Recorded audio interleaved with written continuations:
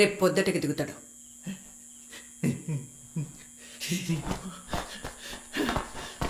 అది రాని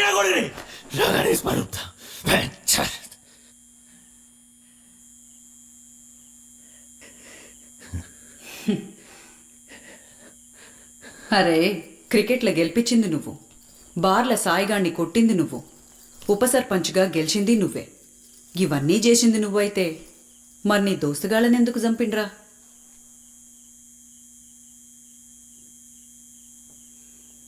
వెన్నెల కోసం.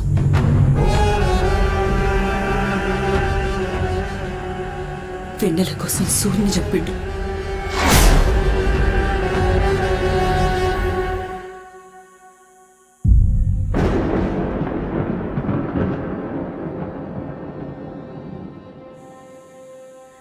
దాని మీద మోజు.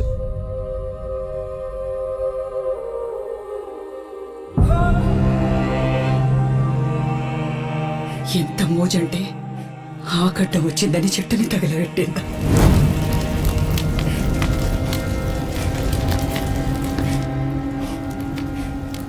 దానికి ఎన్ని రంగుల చీరలున్నాయో నా మొగనికి తెలుసు. ఏ కిటికీలకెళ్ళి దాన్ని చూసుకుంటా నా ఒంటి మీద చెయ్యేసేటోడు.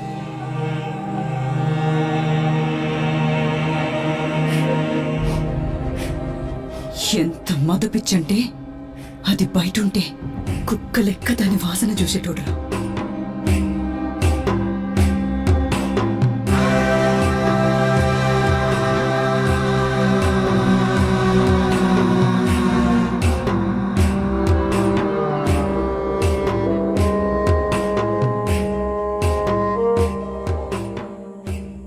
నీ దోస్తుల్ని చంపితే నీ కచ్చటంత కోపం నా మొగనికి నచ్చిన ఆడది పక్కెక్కకపోతస్తదిరా.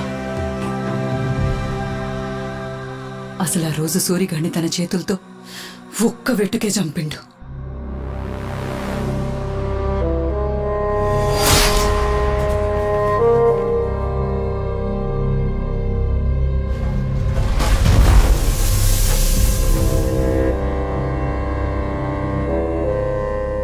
అనుమానం రావద్దని మిగిలినోళ్ళని సంబురానికి చంపిండు.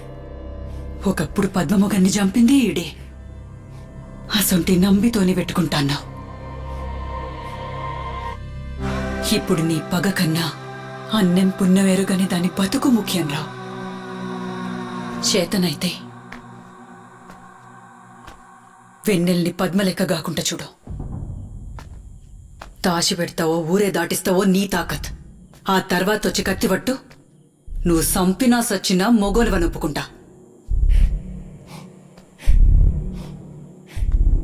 కానీ ఏం చేసినా రేపటి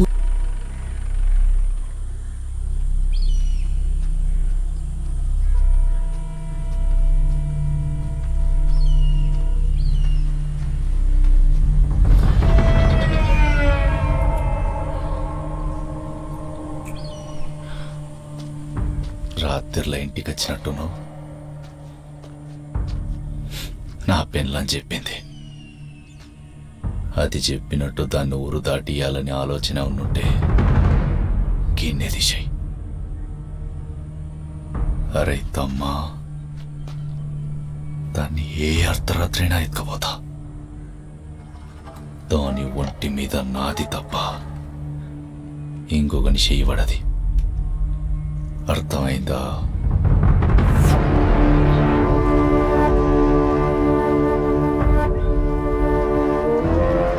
ఏంద్రా బండి తీసుకుని వెనల్ ఇంటికి రండిరా.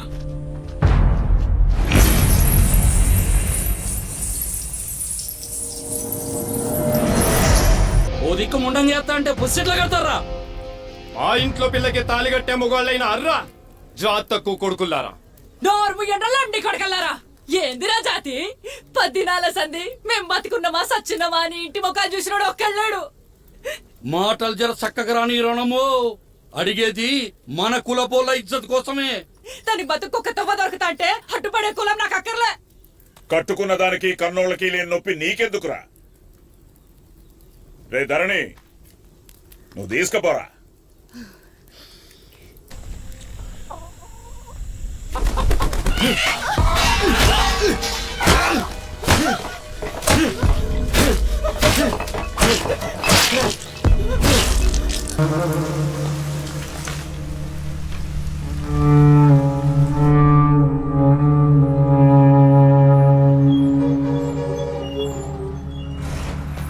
ఇరిపోద్దురా కానీ ఆయన చంపితే మనం ఎంబడి పడ్డాలు దొరకరు.